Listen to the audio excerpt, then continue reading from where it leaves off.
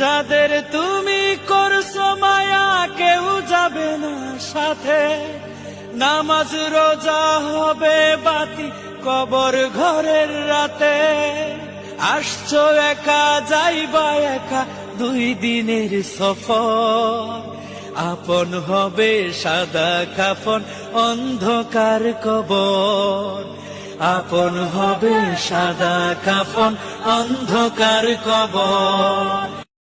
যাদের তুমি করছো মায়া কেউ যাবে না সাথে, নামাজ রোজা হবে বাতি কবর ঘরের রাতে। আসছো একা যাইবা একা 2 দিনের সফর, আপন হবে সাদা কাফন অন্ধকার কবর, আপন হবে সাদা কাফন অন্ধকার কবর।